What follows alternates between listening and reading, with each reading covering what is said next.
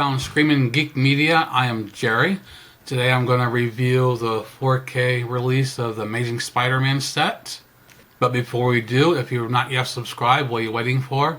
If you like physical media content, I do reviews, collection updates, also do custom covers. Please like and subscribe and turn your bell notifications on. Let's jump right into this Amazing Spider-Man set. We'll start out with Amazing Spider-Man, the first #1, starring Andrew Garfield as Peter Parker Spider-Man this time out. Emma Stone, Reese Ifans, I probably butchered the name. I love the actor. He also played the Kicker in The Replacements with Keanu Reeves. He also played in Notting Hill, a good romantic comedy. He was funny in that one. Also has Martin Sheen and Sally Field playing Uncle Ben and Aunt May. Directed by Mark Webb. Music score was done by James Horner, which I love James Horner. He does an amazing job on all his movies.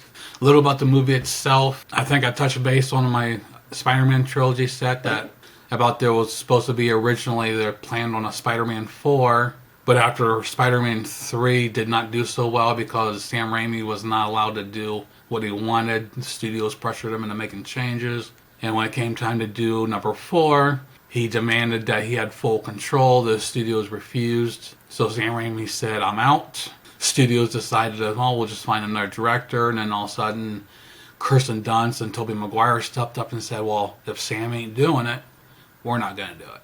So they scrapped plans altogether and did a reboot. And I think that's probably why I had so much hate, because we got all used to seeing Tobey, and seeing a reboot was kind of, in our minds, I agree at the beginning, it was pretty stupid. I didn't want to see it. I just watched it for the first time the other day, and I have to tell you, I loved both of these movies. And when all said and done, I think I actually liked it better than Tobey Maguire's. They had a little bit more of a grittier look. Didn't have a polished, the Hollywood feel that the original trilogy did, and the new one with Tom Holland. I might get some hate about that, but overall, like I said, I think Andrew Garfield did a wonderful job.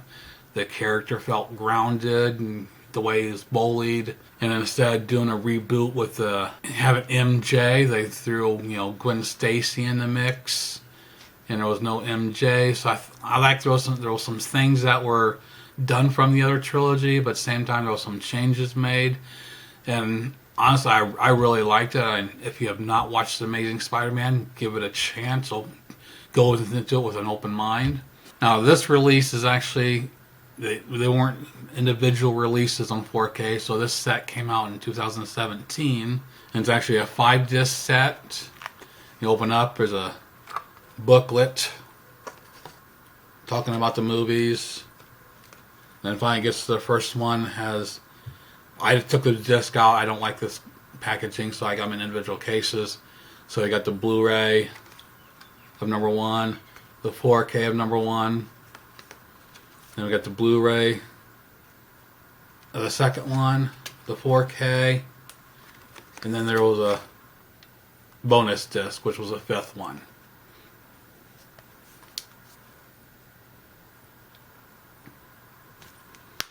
For the visuals, the films, both of these were shot on 35mm and finished with a 4K digital intermediate. Just HDR10, no Dolby Vision. A lot of the film is set at night. The movie does benefit from the HDR10.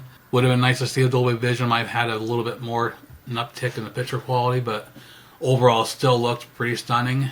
These I did not have on Blu-ray, so the comparison shots are comparing it to the Blu-rays that are actually on this set. So the transfers on the Blu-ray should be pretty much identical to the original release, since they're all put out about the same time.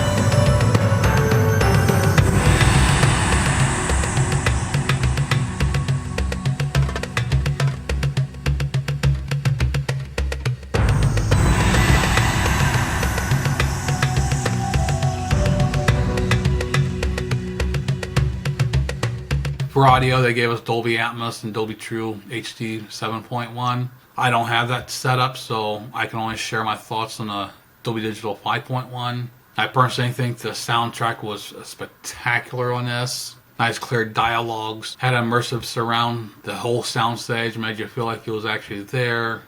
It was pretty intense, and plus the James Horner music score just screamed. Seems for some reason his scores really stand out. Now for the Amazing Spider-Man 2, Andrew Garfield, Emma Stone, and Sally Field return from the first. The new bad guy in this one, Jamie Foxx plays Electro. Does a wonderful job. I liked how they wrote his kind of the nerdy geek at the beginning. You don't expect to see him play, but it was pretty well done. It's kind of odd. It was directed by Mark Webb as well. He did the first one. I love this one. There was some stuff that maybe not quite as good as the first one, but still overall, this was a fantastic movie. I love both of them together. I like how both these movies have touched base on Peter Parker's parents, which you've really never heard about before in the other movies. And this one actually fleshes out a little bit more of the backstory with the parents and their connections with Oscorp. And we see Harry Osborn return in this one. He wasn't in Amazing Spider-Man 1, so it's kind of cool to see his character come in on this one. For the visuals, I would have to say this one actually was far superior to the first one, probably because, well, just the content itself was just amazing, especially with Electro. It was the picture quality, the visuals on the big screen was just simply stunning. Plus, I felt it was a little bit more polished than the first one, but still had that kind of gritty look. Like the first one, it was filmed on 35mm with a 4K digital intermediate, HDR10, no Dolby Vision.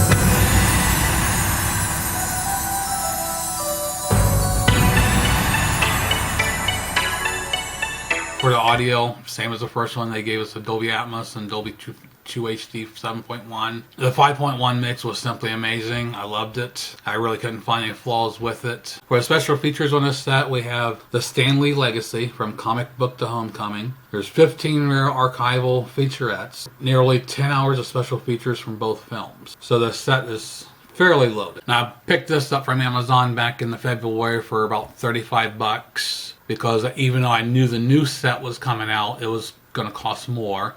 Plus the new set only has 2 discs, no Blu-rays, no bonus. So Sony kind of did the cheap way out, just like the Spider-Man trilogy. They reissued it with no bonus or anything. They did the same thing with this set. But now you can get, this set costs about $45 now, whereas the reissue that came out in January is actually $25 on Amazon. So it depends on if you want the bonus or not. If you don't need the bonus, definitely 25 bucks for both movies, great. But I definitely think Sony did a much better job with these. Of course, these are newer than the trilogy, but these looked and sounded spectacular, highly recommended. Also, if you have not seen Amazing Spider-Man, it is worth checking out. I have not yet seen Spider-Man No Way Home, so I'm literally looking forward to seeing the all 3 Spider-Man universes coming into one. That's going to be pretty cool to see.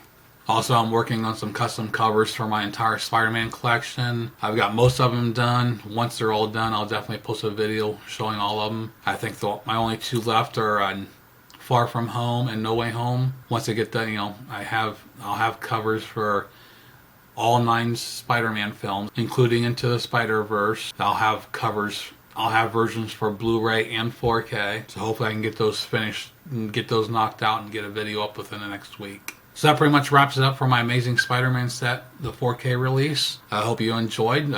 Please turn your bell notifications on, like and subscribe, and we'll see you again. Later.